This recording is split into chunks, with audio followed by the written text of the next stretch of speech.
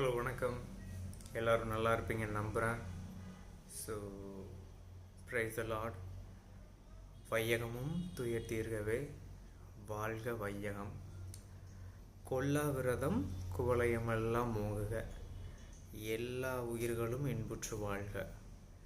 So நம்ம இந்த வருடத்தோட கடைசி ஒரு 3-4 நாட்களில் இருக்கும். ஸோ நியூ இயர் வரப்போகுது. இப்போ தான் இயேசுவோட பிறந்த தினத்தை வெற்றிகரமாக நல்ல மன மகிழ்ச்சியோட புது கொள்கைகள்லாம் எடுத்துக்கிட்டு செலிப்ரேட் பண்ணிக்கிட்டோம். ஸோ அதே வேகத்தோடு அடுத்த ஆண்டையும் நம்ம